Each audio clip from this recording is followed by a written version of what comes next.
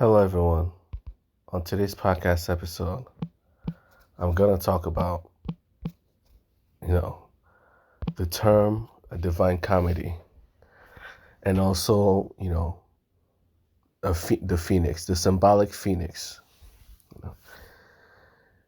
From my years of studying, in life, I actually spent a lot of time in my life studying, symbolisms. Studied symbolisms, UFOs. I did a lot of research on, so many different things in life. I spent most of the time I spend in life is studying things, esoteric things. If I remember, the word esoteric means hidden, right? So yeah, I was studying esoteric knowledge and mysticism and symbolisms. That's what I spent most of my life studying. So one of the things I stumbled upon in the past was the word phoenix and 9/11.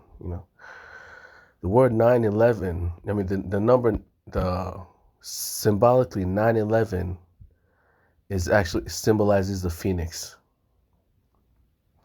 and a phoenix it's what?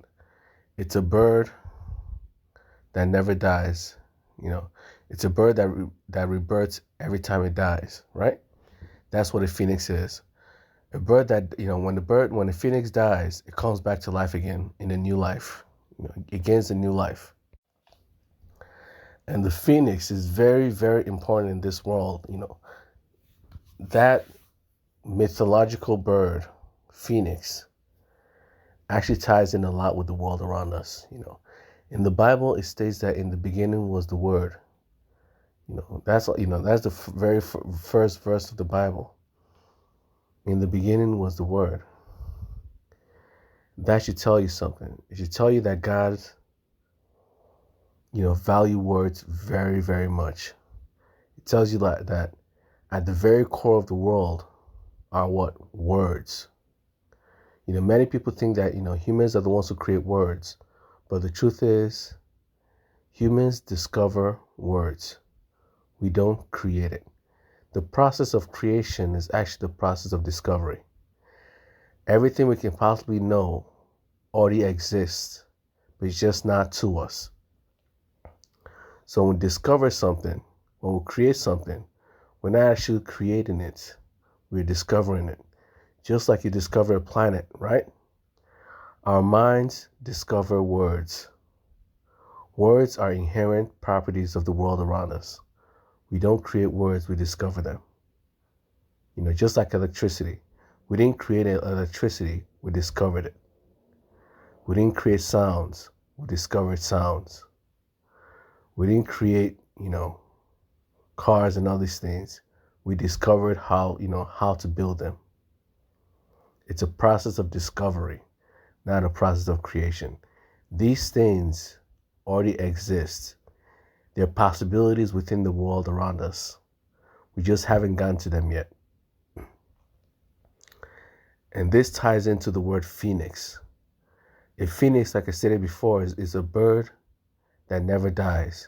So a phoenix symbolizes what? Eternity. And like I stated before, words are very important in this world. A phoenix and 9/11 are related because at the end of the word phoenix is IX, right? IX means 9. Roman numerals, IX is 9.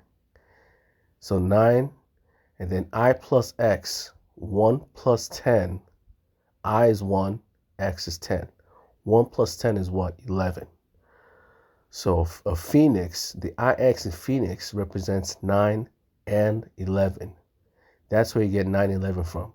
In numerology, 9/11 means, 9 is the end, 11 means the beginning. The end of one life means the beginning of another. And this ties into the duality of the world as well. Just like a phoenix, when a phoenix dies in one life, it comes back to life in another. It comes back to life again. So 9/11 signifies end and beginning. 9 means the end in numerology. symbolizes the end in numerology, and 11 or 2 symbolizes the beginning. 911 or 911, whichever one you want to, whichever way you want to say it. Just like a phoenix, and this is how duality works. The end of something implies the beginning of something else, right? The end of one world implies the beginning of another. The end of one life implies the beginning of another life. And it also ties into science as well. Einstein states that, nothing can ever be created nor destroyed. It can only change from one form to another. When one form ends, another form begins. When one life ends, another life begins. 9/11, just like a phoenix. When a phoenix dies, a new life takes its place. When a phoenix dies, a new life takes its place. And, when you see the word phoenix, right? You can pronounce it phoenix or you can pronounce it phonics, right? Or phonics. What's phonics? Phonics, if you pronounce the word phonics, it reminds you of what? The study of words, phonics. The study of words, phonics,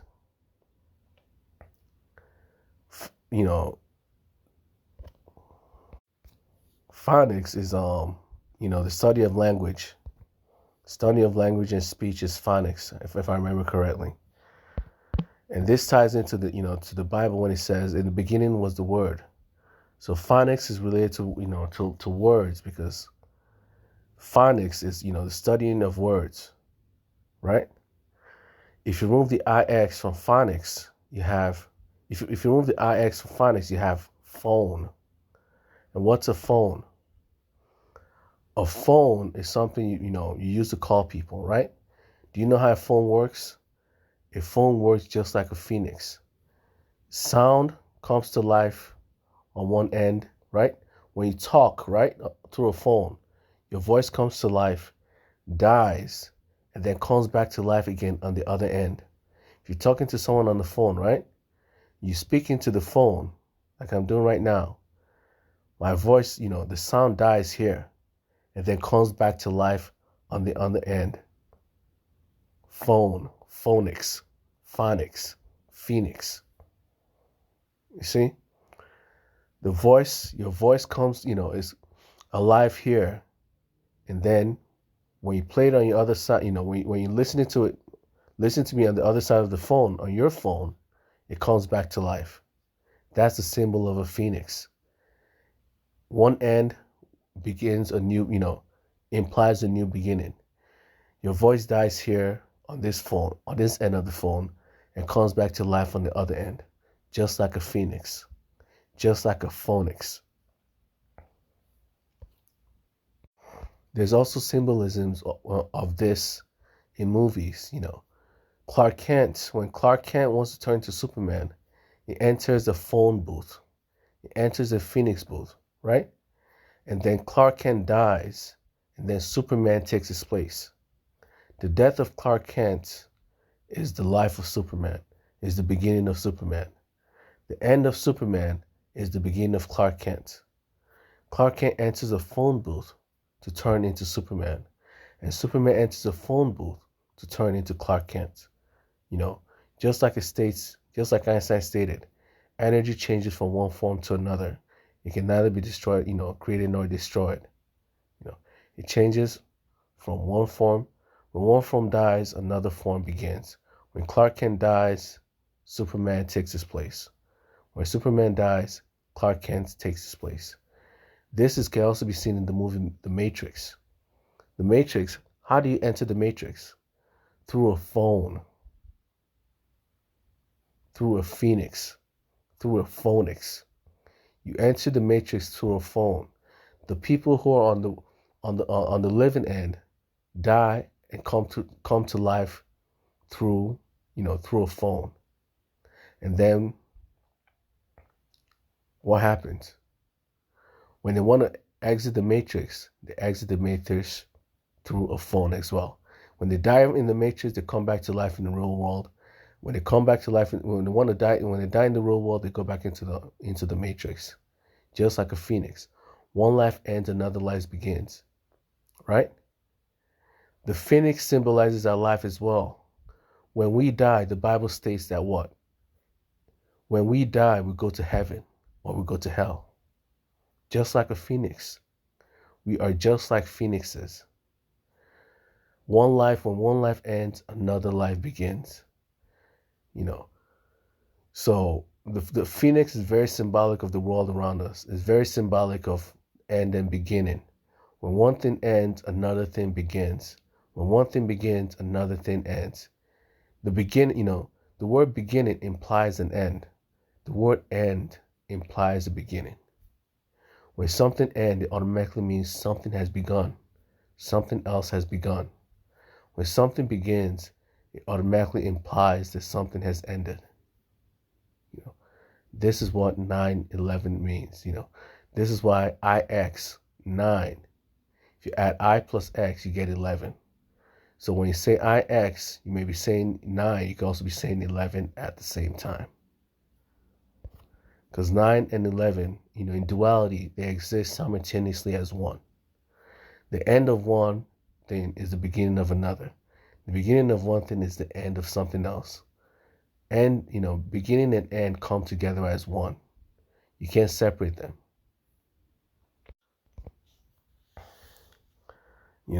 So life and death is an illusion. It's fake. This is why if you take, the word phony, right? If you take the word phone, phoenix or phonics, right? Remove the X in phonics, you have phony. Phony means fake. When something is phony, it's fake, right? Because life is an illusion. Life and death are illusions.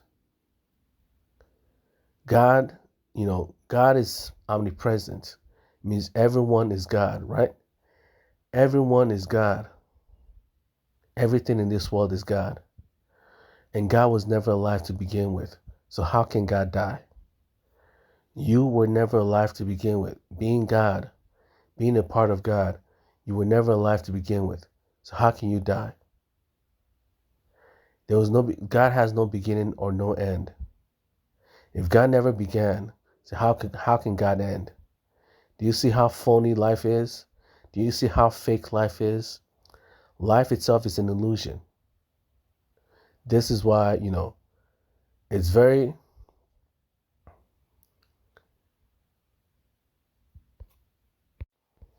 Sorry, I had to pick up a call. I had to pause the live for a second. I had to pause the recording for a second.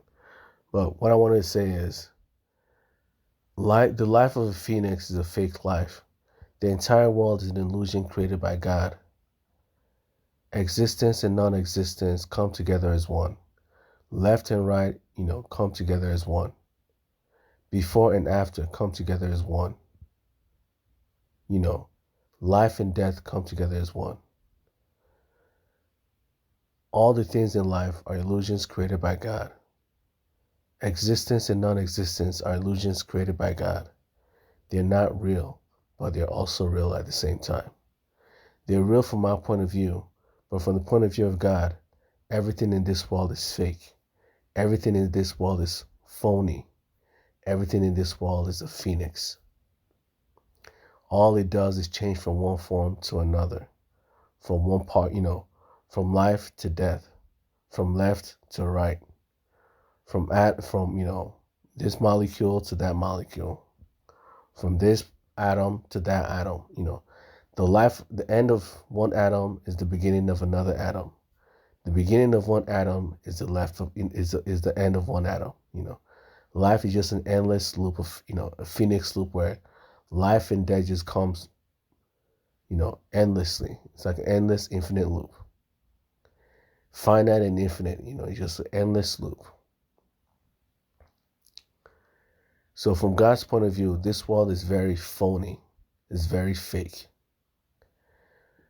It's real from our point of view. Everything is real from our point of view. Many of us don't even think there's an afterlife. Many people believe this world is all there is. Well, let me tell you, You live in a very phony world. You live in the world of a phoenix. When you die, you come back to life again somewhere else, just like it states in the Bible. When this life ends, another life begins. When you leave, when your body exits, when your mind exits this body, it comes to life somewhere else in a different body, just like a phoenix. You never truly die because you're God. And God was never alive to begin with. So God can never die. This is what you need to be careful of. Everything in this world is God. Everything. Including your mind, including your consciousness. And when God says there is life after death, there is life after death. God is the one that makes the rules, not humans. We follow the rules that God has made. We follow the scientific rules that God has made. We follow the biological rules that God has made. Science the process of science is to discover the world, not to dictate what the world can or can't do. Many scientists, keep forgetting that they're not the ones that make the rules. Scientists are not the ones that make the rules.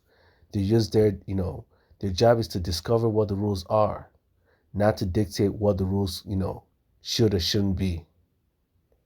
God is the one that makes the rules. And God states that there is life after death. This life is an illusion. After you die from this one, you go to heaven or you go to hell. And it's very funny. It'd be very funny for people who believe that, this life is all there is. There's no, a lot of atheists have that mindset that this life is all there is. They have that doomsday mindset of, no, there can't be any other life. There's no life after death, blah, blah, blah, right? It's very funny when you find out that after you die, you do go to hell.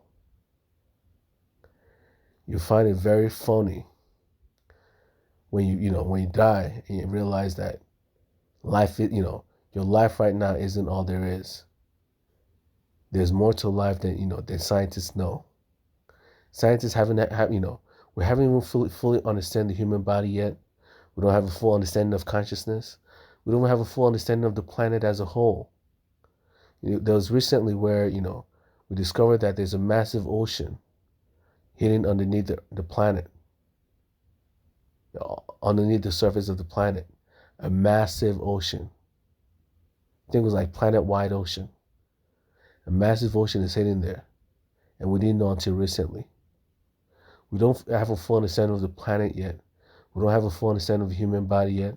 We don't have a full understanding of the world as a whole, the universe around us. We still don't have a full understanding of it. Yet there are scientists, there are atheists telling you that they know exactly how the world works. They have it all figured out. They don't have it all figured out. They can't. This world is infinite, meaning scientists will never be able to figure it all out. We can only know a finite version of this infinite world. That's the best we can do. That's the best scientists can do. Understand a finite version of the infinite world. And it'll be very funny when they die and they realize that this world is the world of is the world of the phoenix. When something dies, when you die, you come back to life.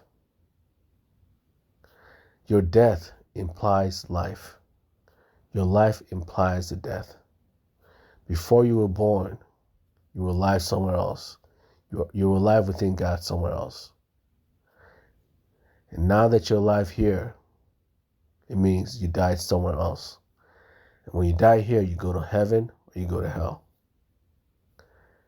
Just like a phoenix. The death, death always implies life. Life always implies death. The beginning always implies an end. An end always implies a new beginning. So the moment you die here, just know that, following the pattern, the laws of the world, The laws of duality states that, the rule of duality states that for something to die, something must begin. One death is also one beginning. When you die here, just like it states in the Bible, you'll come back to life again, either in heaven or in hell. And it's your choices here in this world that will determine whether you go to heaven or hell. Your choices determine whether you go to heaven or hell. So if you don't make good choices in life, just know that you're living, you're gonna be, you're gonna go towards a brick wall. Sooner or later, you'll face a brick wall.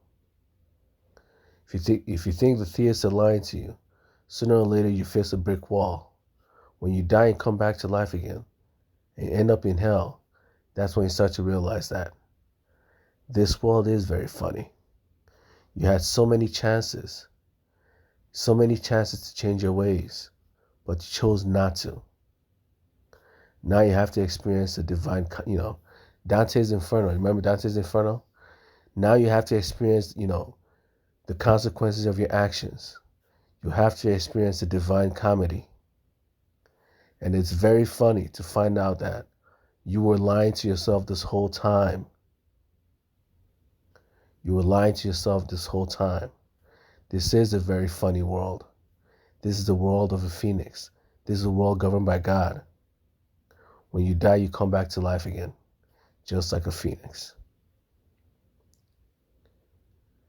So if you do not want to experience the divine comedy, research Dante's Divine Comedy. It talks about, going to hell and the experiences in hell. If you do not want to experience the divine comedy, make better choices for yourself. Because there's no happiness in hell. There's nothing funny or phony about hell. There's nothing funny about hell at all. If you don't make good choices for yourself and decide, you rather suffer in life, go ahead. If you want to go to hell and then you experience the divine comedy, you know what it's like to be a very funny person. You know what it's like to be in a very funny situation. You will know what it's like to experience the divine comedy. So make better choices in life. Otherwise, you will experience the divine comedy. All the people you thought were liars, right? There's nothing more, there's nothing greater than, there's nothing that says the divine comedy, right? Than when you, the atheist, ends up going to hell. And the people you mocked and insulted, right? For believing in God. You mocked and insulted them all your life. They get to go to heaven and enjoy their lives, while you get to suffer in hell. Nothing says divine comedy than that. Nothing says funny, and nothing is funnier than that. So if you're someone who thinks that, life is a joke, guess what? And the whole Bible is a joke. God is a joke. This is all a joke. Guess what? You will experience a divine comedy right there in hell. While Christians, believers in God, good people who do not harm others, people who do not sin, get to experience joy and happiness in heaven. You, Mr. Sorrowful Sinner, you get to experience the misery of your actions, the consequences of your actions. You get to experience something very, very funny, something very, very phony. Rebirth. You'll get to experience rebirth. You die here and you come back to life in hell. A glorious rebirth for you. That's what you experience. A glorious rebirth. A divine comedy. That's what you experience. So be careful in life. If you're a Christian, do not let, atheists delude you into thinking that God doesn't exist. This world is filled with symbolisms. And if you can understand the symbolisms, you start to realize that There's no way, there's too many symbolisms in this world. The world is filled with so many endless symbolisms. Every single word in this world is connected to another word, is connected to another word, is connected to another word. It's like an endless maze of symbolisms. And when you start to study symbolisms, you start to realize that there has to be a God. The world is too connected. The world is way too connected for there not to be a God. This world is filled with too many symbolisms. Everyone can all be in on the same, everyone in this world can't all be in on the same, symbolism fad. Everyone can be in on the same, everyone can be doing the same, symbolic things all around the world, right?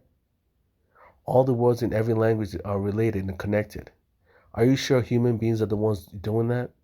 Are you sure human beings are capable of, being so synergistic, being so connected with each other?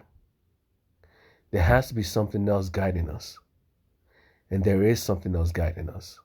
God is guiding this world. Because in the beginning was the Word, and the Word was with God, and the Word was God. Every single word in this world is connected. Because in the beginning was one word. Means all the words in this world creates one word. All the energy in this world creates one energy. Everything in this world comes together to become one world. All the universes in this world come together to form one world. And that world was with God, and that world is God. You have to, the world is very, very complicated and is filled with symbolisms. Words are filled with symbolisms. And if you don't understand the symbolisms of life, you start thinking that, this world is, a fragmented world. Nothing makes sense. Nothing makes logical sense, This world is a world created by randomness, random chance. That's what most atheists believe. This world is not a world of random chance. There's no randomness to this world. God controls this world. God guides this world. God supervises this world. In the beginning was God. In the end is God. Before the beginning was God. After the end, God will still be there.